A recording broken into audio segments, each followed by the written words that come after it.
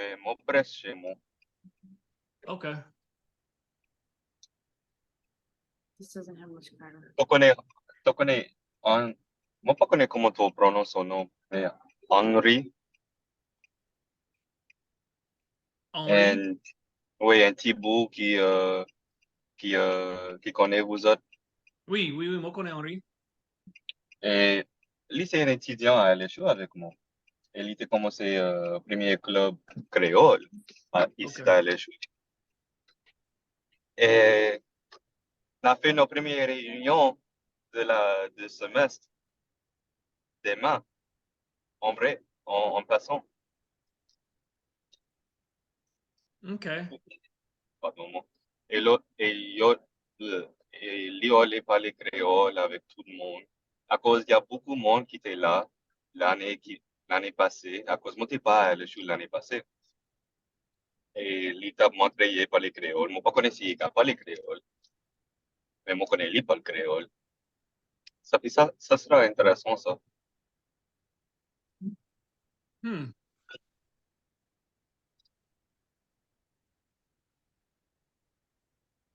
How do you want to do? Because last time I had a hard time actually.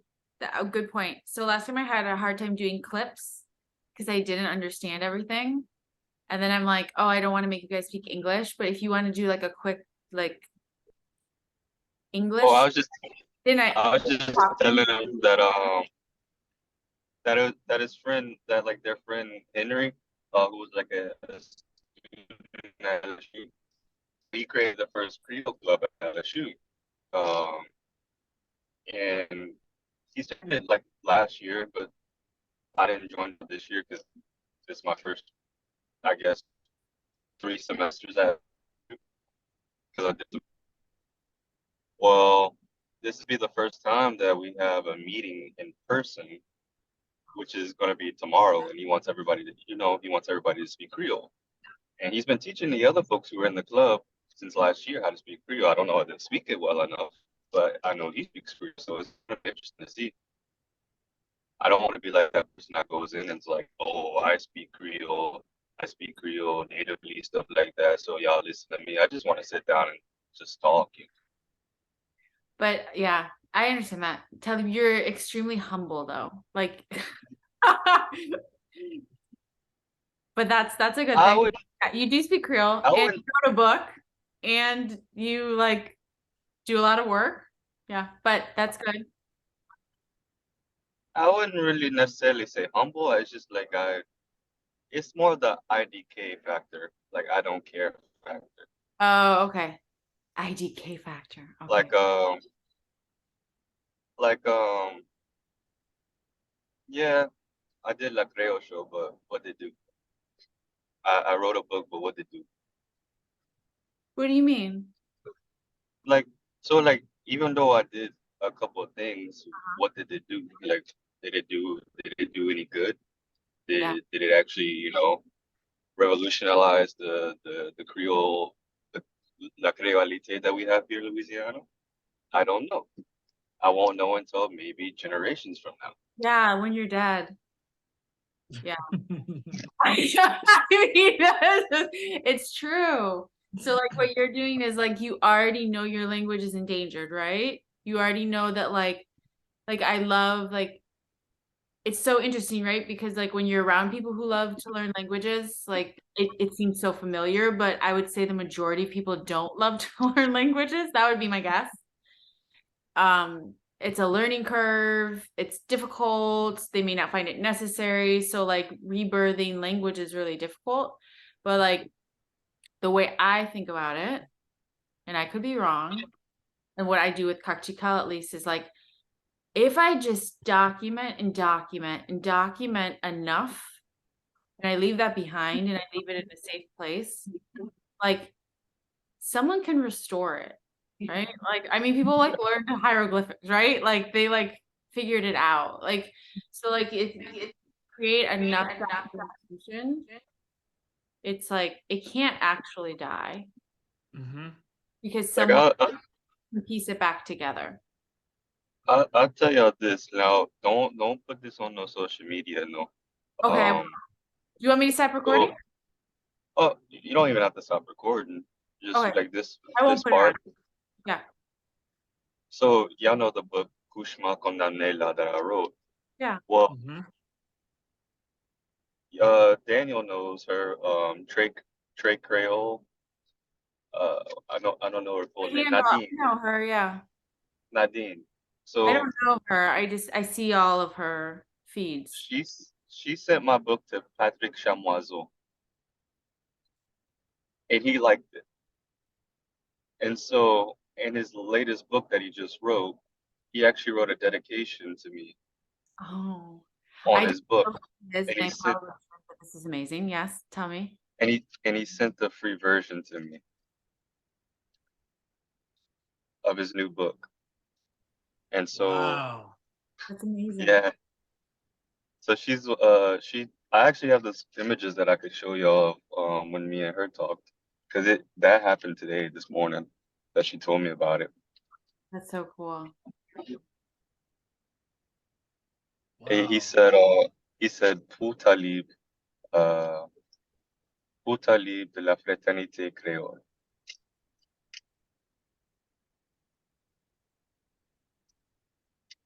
So that humbled me a lot. That was really humbling. That's a big thing too, though. Ça c'est une grande chose. Ouais. Motole braille, ¿cómo te vas? Fraternité Creole. That's the big thing that's happening right now that I don't think was going on too much in the past. Because it's like, Abra, so it's like, when you look at, I guess, Latinidad in Latin America, typically everybody except the Brazilians speak Spanish. Right. Well, with Creoles, it's a little more difficult because, yeah, we speak a language called Creole, but everybody's Creole is a different language, you know? And then you got French-based Creoles, English-based Creoles, Portuguese-based Creoles, Spanish-based Creoles, and even a Dutch-based Creole. So you got, but the French-based Creoles, I would say, are like the most prominent. And we know of each other, but we also don't know of each other. We have limited knowledge of each other. And like right now, because of Twitter and social media in general, but mainly Twitter especially, I would say Twitter and Instagram. Twitter and Instagram, we started to meet each other and we started to learn each other's languages to the point where I can use my Creole and talk to them, and they've learned enough of the grammar to where they can read it, and I know enough of their grammar to where I can read theirs, and we can have conversations using two different languages based off of the common French origin of our vocabulary. Now, the tense markers are the problem. That's where it gets difficult because in the end, like say the Antilles, for example, their tense markers, all of them except for one is the same as our. I mean, no, I'm sorry. We have one tense marker that we share.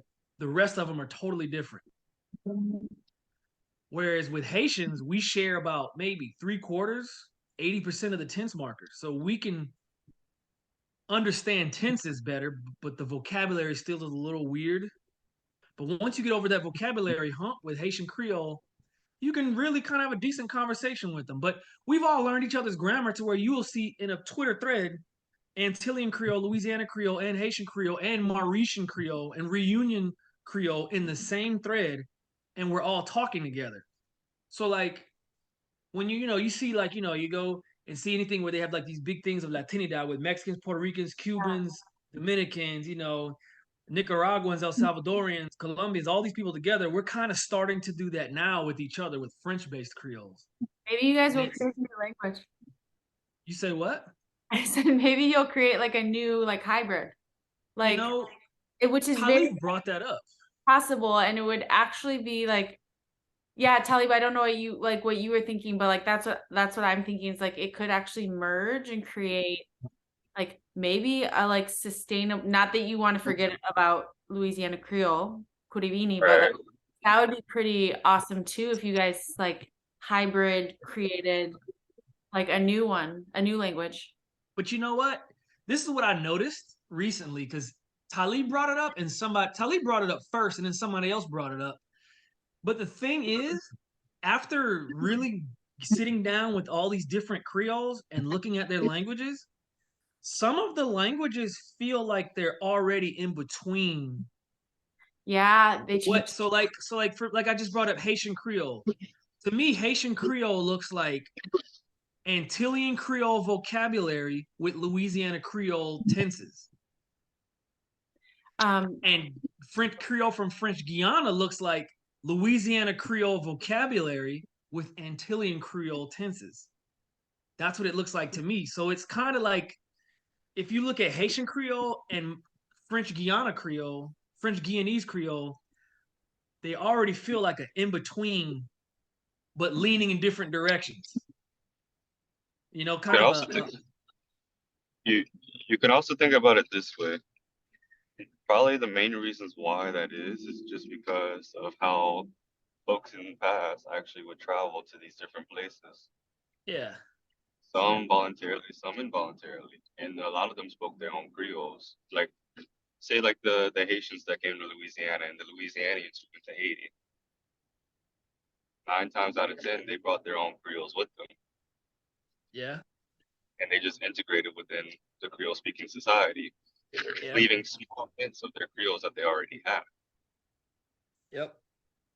Plus the foundational people who help birth the language from the jump, really, because you got to look at too. Like one thing that we also have in common, uh, we have even French used to be a lot more diverse back in the day, but uh, in some of the colonies we had people from the same regions of France, and then they took the same Africans and took them to these colonies. So what you get is the same ingredients, and when all the culture finished brewing, it ended up looking similar. Or the culture, not so much the culture, the language ended up looking. I mean, the cultures do because it's French Catholic colonies. So yeah, it does. It's all similar, but the languages, some of the languages ended up being a lot closer than other areas. Like the reason people from Louisiana and people from Mauritius and people from French Guiana can have conversations because our Creoles look real similar to each other, even though we're really far apart. Versus, oh yeah, what were you saying, Abra? Oh no, I was just curious because you're talking about like the similarities in the grammar and the written structure. And then I was just curious about accent. Like, does that Oh, accent is very important. and is it So hard? Yeah, go ahead. accent causes the most miscomprehension. Yeah, that's the tough part. What it sounds like. This is cool. I want to post this stuff.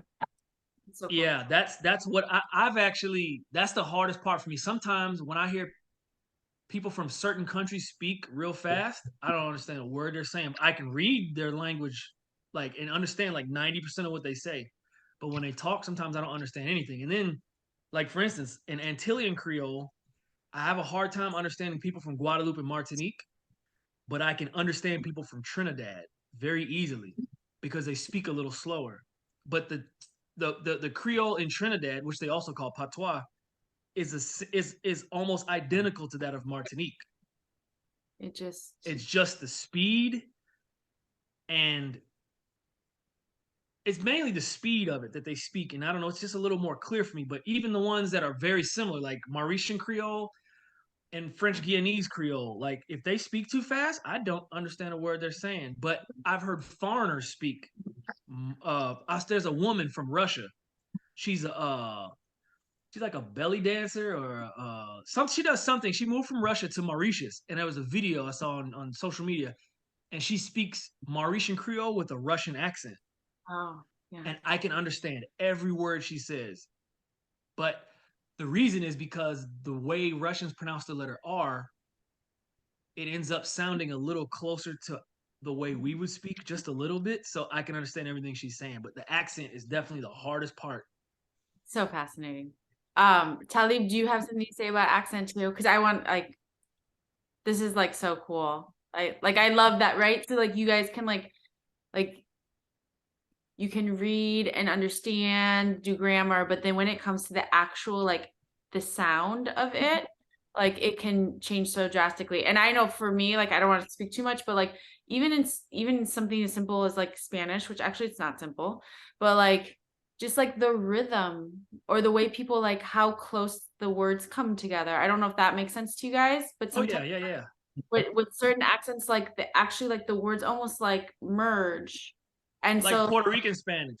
yeah, don't that is like my that I mean, I've gotten better, but like as an interpreter, when I get someone speaking Puerto Rican Spanish, I have to like up my game. Like I have to like just get ready because I'm like, oh shit. Here we go. But yeah, because So it flows. that I do have that problem, especially when I talk to it. So I can like what Daniel said, I can understand folks from Mauritius and French Guiana easily. Um, Trinidad, I understand them well. Martinique, I actually pretty understand them quite well just because I listen to a lot of a lot of songs that come from Martinique because you got Kalash and all these other French artists who sing in Creole in their Creole language. Um, Guadeloupean Creole, that's another challenge just because they one, how they speak, and then two, how they combine their words together. And with Haitian Creole, it's mostly the fact that it's mostly their not necessarily their accent, but how fast they speak, and then some of the stuff like some of the grammatical rules that I don't know, like how we say "mucha" for like my own in Louisiana Creole or "muka," they would say like "pas moi." So stuff like that, I don't really know it quite well. Is it Their So possessives are switched. yeah, and so like I don't catch it fast enough until I've gotten like maybe 2 minutes or 3 minutes within the conversation.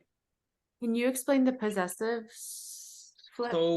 So in Haitian Creole and also in Antillean Creole, the possessive pronoun is behind what you're possessing.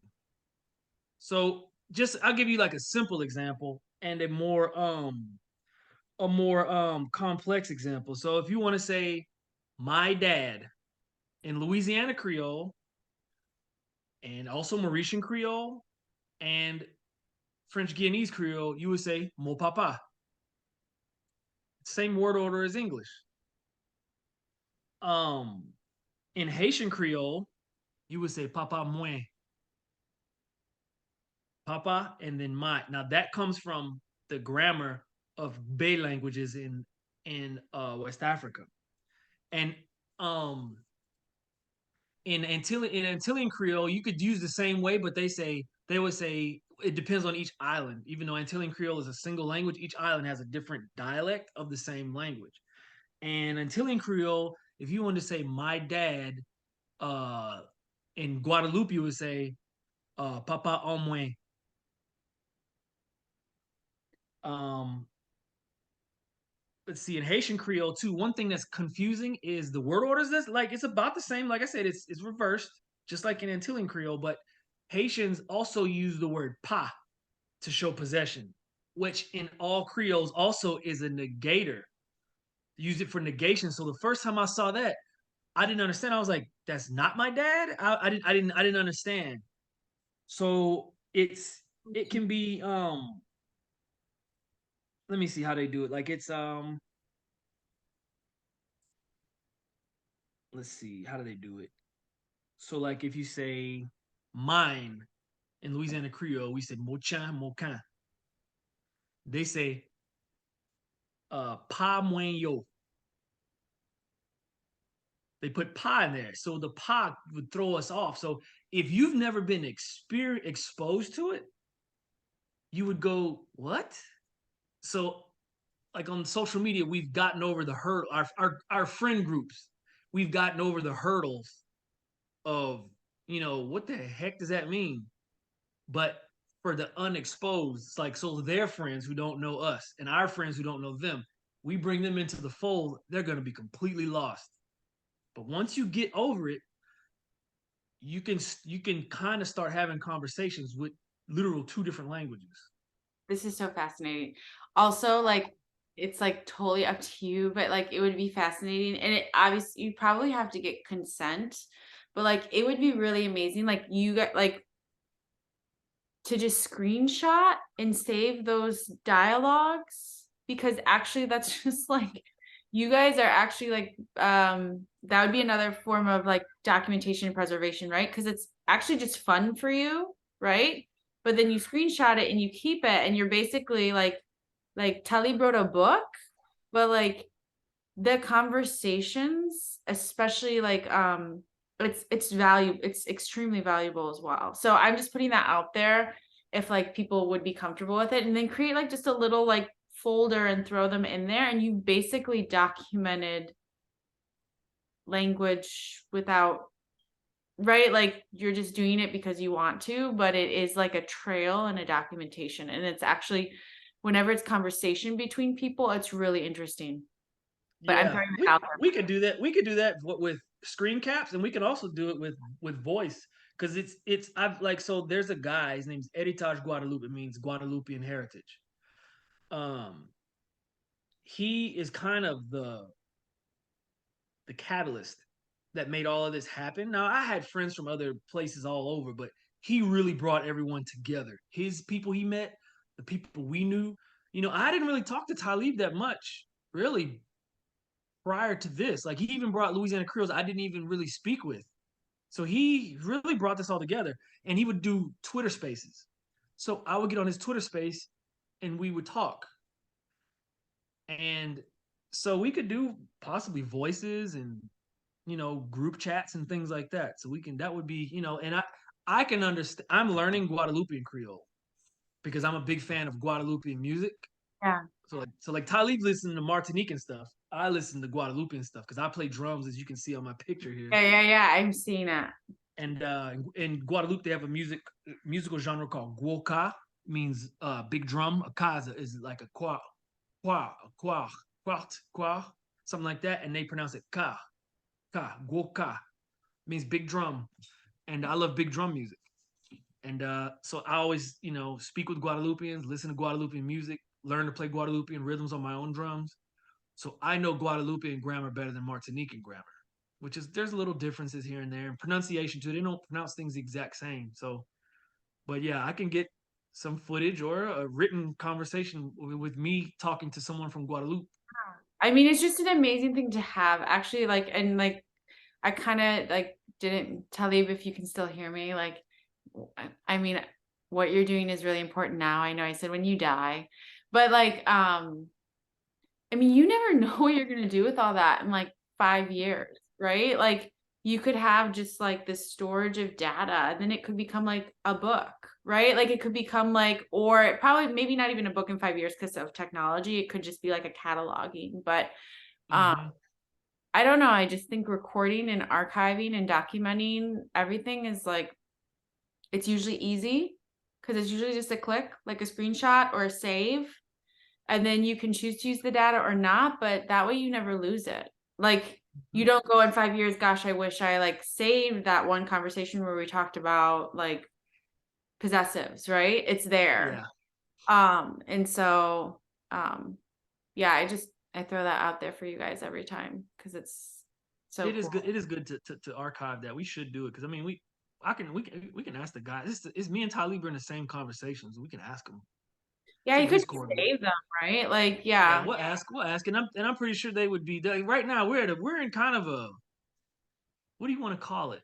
A birth of something new right now. Like I told you, it's brand new. I don't think before, well, maybe back in colonial times, yeah, that all these different Creoles, because they were, when they were all still owned by France, there was a lot of travel between, like Talib mentioned, there was travel between countries. But since then, I don't think all these Creoles, especially with the inclusion of us, because we're kind of like the Creoles apart. We're young too. Like it's unreal because like you're actually like this young generation, right? I know you Mm-hmm. say you're old, but like Talib is young, you're young, and it's like a young movement too. So it's It like is really special. young movement with young people. It's people like Talib's age. The guy he mentioned, Henri, is the same age as Talib. Crazy. Um, it's a young movement with young people, and I'm happy to see it. And it lets me know that because I remember when I was the younger, I mean, I'm 40 now, but I remember I started all of this when I was in my mid to late 20s. So I remember when I was the young heads, you know, people were like, oh, you know, you guys are gonna do something, this and the other. And then there was a gap where it was just us, the same young heads, and we started. Now we're in our 30s, Yeah. and now we're in our late 30s, and now we're in our 40s. And I was like, where's the people to pick up the? And then all of a sudden, I started seeing Taalib do stuff. I started seeing Henri do stuff, and I started seeing Julian do stuff. And I was like, okay. And they were like 19, 18, 17, 18, 19, 20. And I was like, good, very good, It's good stuff. And there's more, there's more. And the people we meet in the Antilles, from the Antilles, they're young too. They're very young.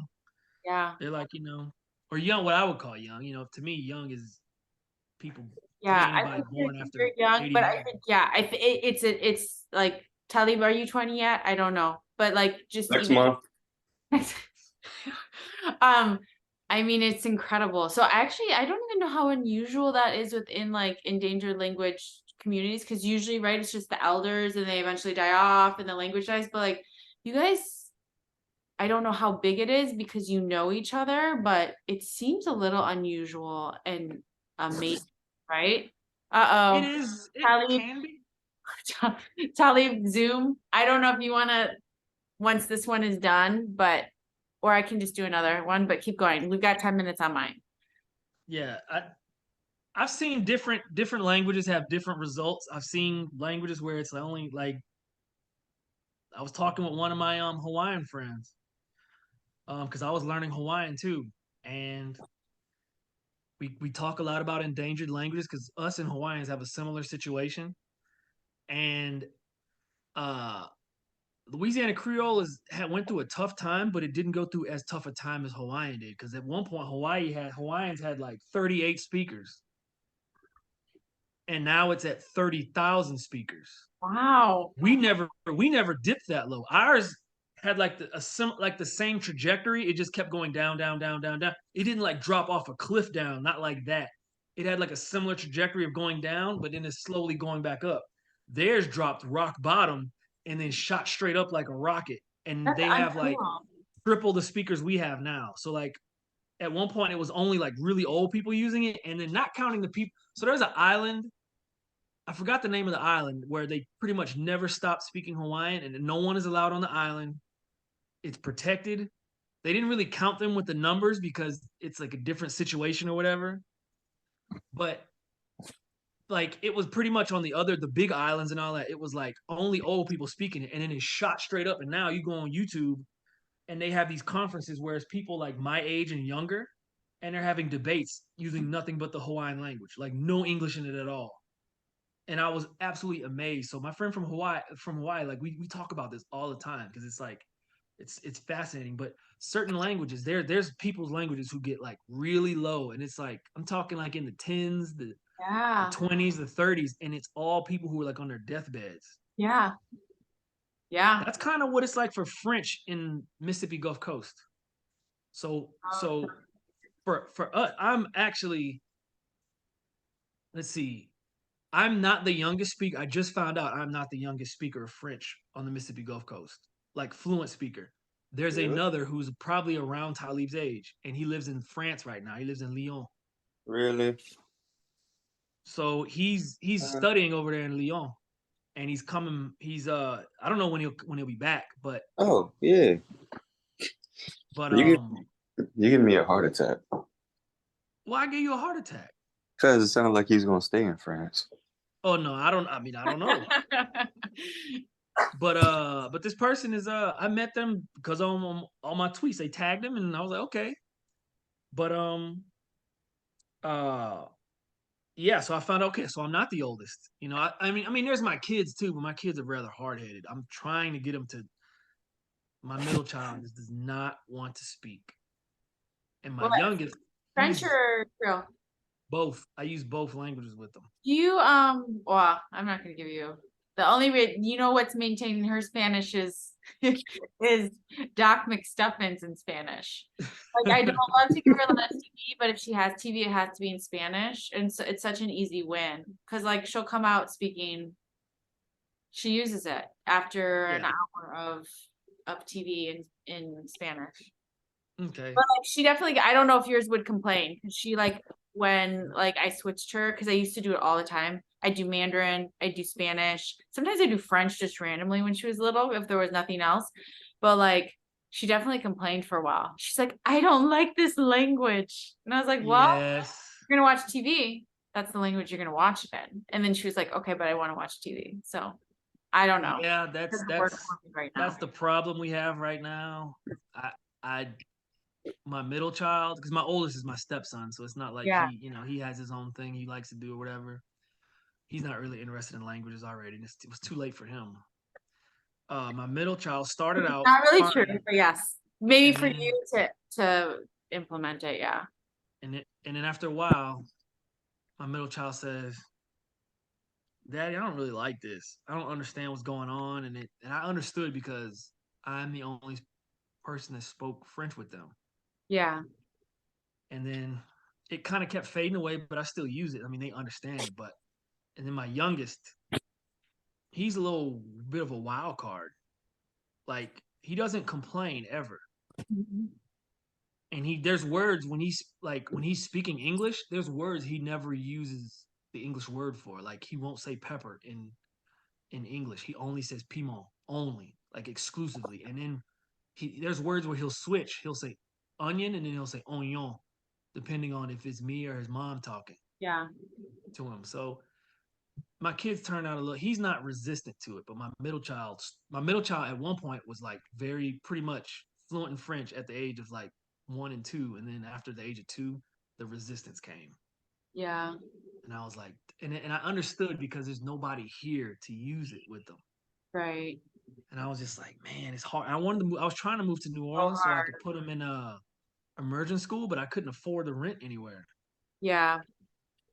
No, it's really hard. Actually, it's like really hard to be. I was so diligent with her Yeah, until like maybe like 4. Like she's 5.5 now, but like probably like when I moved and everything was happening and my life changed, I was focused on other things. But like when it was just us like in Florida in the home, I was super diligent.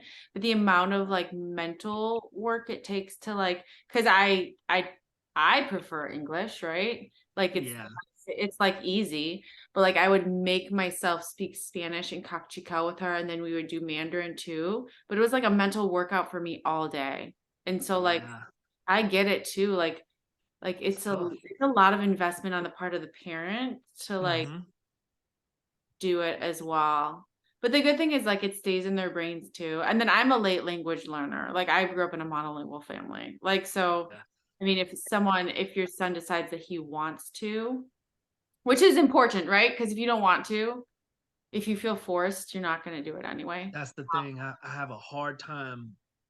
At first I was like, I'm just forcing them. Yeah. And then I realized that yeah, you can force it, but it ain't always gonna work. And Yeah. then all of a sudden then they have a complex about the language. And they hate it. Yeah. And then they hate it. And then they get older and then it turns into, oh well, I shoulda, woulda, coulda, and I'm just like, I don't know what to do with that middle. I don't know. Just like, yeah, he might just not want to. It might not be his thing.